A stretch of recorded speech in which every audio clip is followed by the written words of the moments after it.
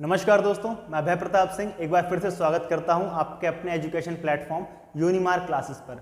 तो जो भी छात्र इग्नू में पढ़ते थे उन सब के एमए फर्स्ट ईयर के एग्जाम्स हो चुके हैं और अब वो सेकेंड ईयर में एडमिशन लेंगे या फिर ले चुके होंगे। जिन लोगों ने अब तक एडमिशन ले लिया है उनके लिए मेरी बहुत बहुत शुभकामनाएं, और जिन्होंने अब तक नहीं लिया है उनको बताना चाहूँगा कि 15 जुलाई जो है वो लास्ट डेट है रजिस्टर करने की सेकेंड ईयर में। मतलब 15 जुलाई की हो सकता है, बाद भी डेट आगे बढ़ेगी, लेकिन तब आपको लेट फाइन भी देना पड़ेगा, लेट फीस भी देनी पड़ेगी। लेट फाइन जो फीस के ऊपर लगेगा वो देना पड़ेगा। अगर आप चाहते हैं आप लेट फीस से पूरी तरह से बच जाएं तो 15 जुलाई से पहले पहले क्या कीजिए, आप रजिस्टर कर दीजिए सेकेंड ईयर के लिए।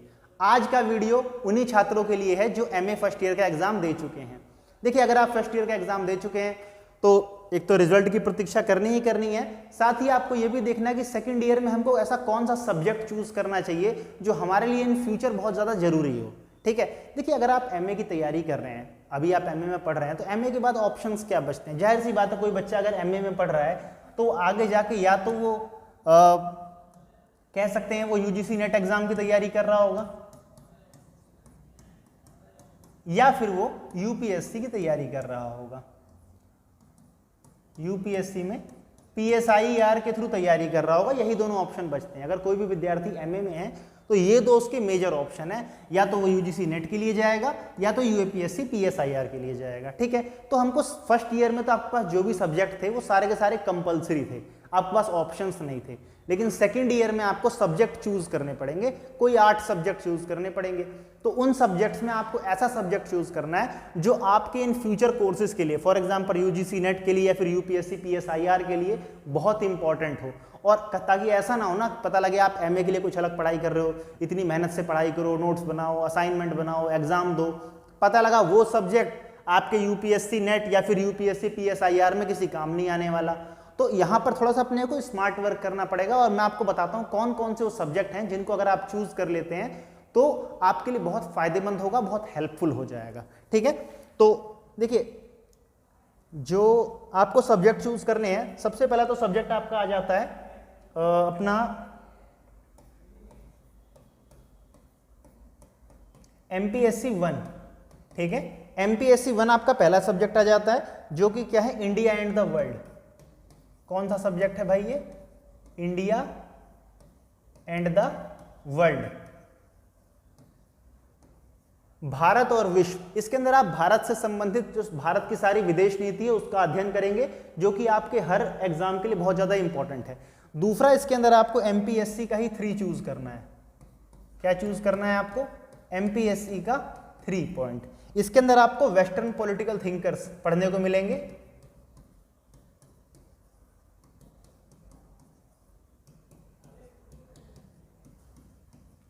बहुत ज्यादा इंपॉर्टेंट है। हिंदी में जो लोग पढ़ रहे हैं पाश्चात्य राजनीतिक विचारकों के बारे में पढ़ेंगे, अरस्तु, Plato, Hobbes, Machiavelli, Locke, Karl Marx, Lenin, Stalin, इतने सारे विचारकों को पढ़ना है क्योंकि बहुत ही इंपॉर्टेंट विचारक हैं। आप चाहे यूजीसी नेट का एग्जाम दे रहे हो, यूपीएससी पीएसआईआर का एग्जाम दे रहे हो, ये थिंकर्स बड़े ही इंपॉर्टेंट हो जाते हैं आपके लिए। अगर आप यूजीसी नेट के एग्जाम की तैयारी करोगे तो वेस्टर्न पॉलिटिकल थिंकर के साथ साथ आपको इंडियन पॉलिटिकल थिंकर भी पढ़ना पड़ेगा। ठीक है, उसके बाद आप सेलेक्ट कर सकते हैं एमपीएससी का 4। एमपीएससी के 4 में जो आएगा social and political thought in modern India, social and political thought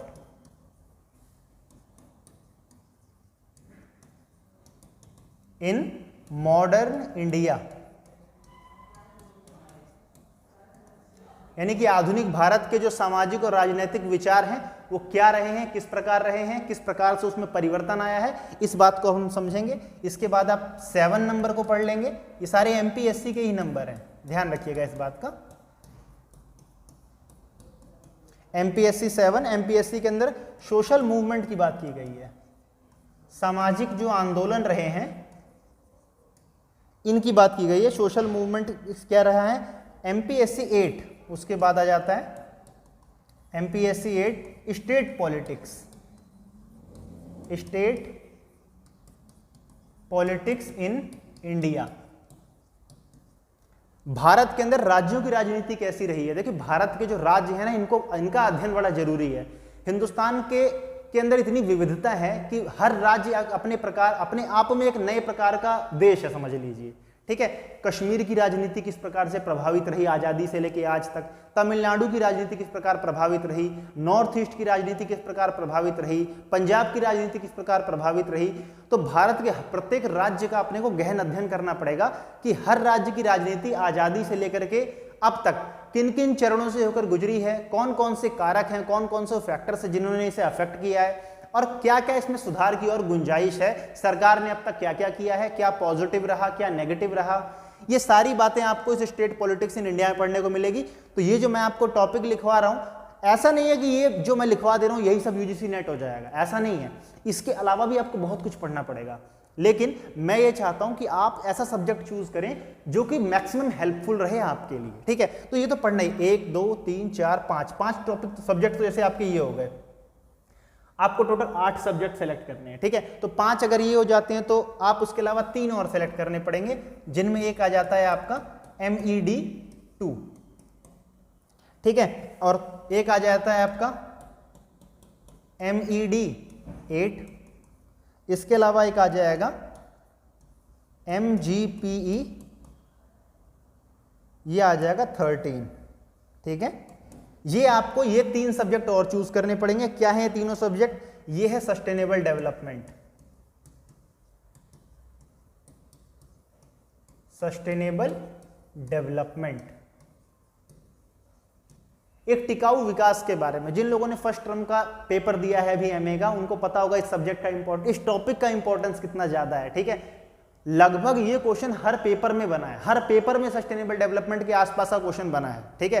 तो सस्टेनेबल डेवलपमेंट एक एज अ सब्जेक्ट इंट्रोड्यूस किया गया है सेकंड ईयर में, और आपको सब्जेक्ट जरूर लेना चाहिए, बहुत इंपॉर्टेंट है आपके लिए, ठीक है।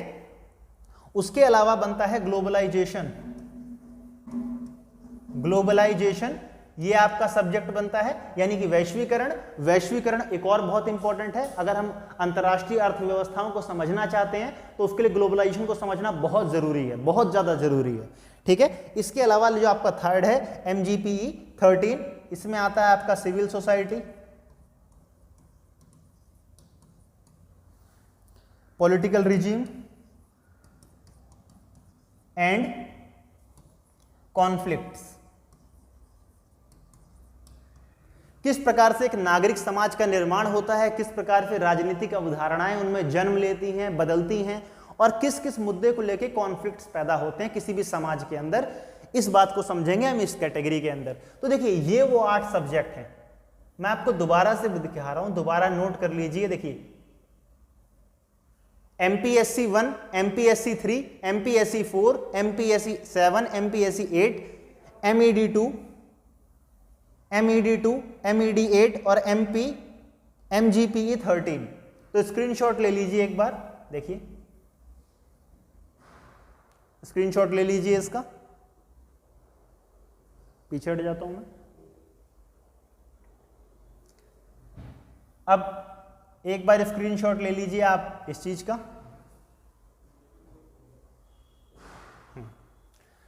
तो देखिए ये सारे वो टॉपिक्स हैं, ये वो सब्जेक्ट हैं, सिर्फ आपको टॉपिक नहीं बता रहे, ये सारे टॉपिक की तैयारी भी करवाएंगे आपको, ठीक है। इन सारे के सारे सब्जेक्ट या टॉपिक की तैयारी आपको करवाएंगे, एग्जाम तक के लिए नहीं, UGC नेट तक के लिए तैयारी करवाएंगे, ठीक है। कई बार बच्चों का क्वेश्चन आ रहा है कि नेट का एग्जाम क्या होता है, कैसे होता है, कैसे तैयारी कर सकते हैं इसकी, कौन एग्जाम दे पाएगा इसकी, मतलब ऐसे बहुत सारे क्वेश्चन आते रहते हैं। तो इसके लिए हमने नेट से डेडिकेटेड वीडियो बना रखी है। अगर आपको UGC नेट की तैयारी करनी है, ठीक है, सिर्फ MA की तैयारी नहीं करनी, अगर आप चाहते हो UGC नेट की तैयारी की जाए, ठीक है, हर टॉपिक को डिटेल में अच्छे से जानना और समझना, UGC नेट के प्रीवियस ईयर क्वेश्चंस को सॉल्व करना, तो आप क्या कर सकते हो, हमारी एक यूनिमार्क क्लासेस अभ्यास करके एक चैनल है, चैनल का नाम है यूनिमार्क क्लासेस अभ्यास। ये चैनल बेसिकली हमने UGC नेट या फिर UPSC PSIR वाले बच्चों के लिए ही बनाया है। तो आप इस चैनल पर अगर आप ज्वाइन कर लेते हैं तो इस चैनल पर आपको डायरेक्ट वीडियो मिला करेंगी हर टॉपिक से रिलेटेड। आप वहां पर टॉपिक को इतने अच्छे से समझेंगे ना, MA की तो पढ़ाई करने की जरूरत नहीं पड़ेगी, MA का पेपर आप यूं ही निकाल दोगे 2 मिनट के अंदर अंदर, ठीक है। तो अगर जो बच्चे तैयारी करना चाहते हैं वो UPSC की या फिर UGC नेट की पॉलिटिकल साइंस डिपार्टमेंट से, तो नीचे डिस्क्रिप्शन बॉक्स में लिंक भी दिया हुआ है यूनिमार्क क्लासेस का हमारी, आप जाइए फटाफट चैनल को सब्सक्राइब कर लीजिए और उसके ऊपर जुड़े रहिए। तो उससे क्या होगा, यूजीसी नेट से रिलेटेड कोई भी अपडेट आएगी, एग्जाम कब आने वाला है, रिजल्ट कब आने वाला है, क्या क्या सिलेबस में चेंज आने वाला है, तो सारी बातें आपको बता दी जाएंगी उस चैनल के ऊपर ही, ठीक है। तो सेकंड ईयर के सब्जेक्ट आपको इस वीडियो के अंदर बताए गए थे। अगर आप तक आपने एडमिशन नहीं लिया है तो आगे जब आप एडमिशन जैसे ही लेंगे तो ये सब्जेक्ट चूज करने की सोचिए, ठीक है। कोई और भी सेलेक्ट कर लिया तो कोई घबराने वाली बात नहीं है, आप इस चैनल पे बने रहिए। यहाँ पर तो हम सारे सब्जेक्ट पढ़ाएंगे, ये मैंने आपको केवल इंपॉर्टेंट सब्जेक्ट्स की लिस्ट बता दी है, ठीक है। आई होप ये आपको बहुत ज़्यादा पसंद आई होगी। अगर पसंद आई है तो वीडियो को लाइक कर दीजिए और चैनल को सब्सक्राइब करना बिल्कुल मत भूलिएगा, ठीक है। मिलते हैं अगले वीडियो में किसी और इंपॉर्टेंट इन्फॉर्मेशन के साथ। तब तक के लिए नमस्कार, धन्यवाद।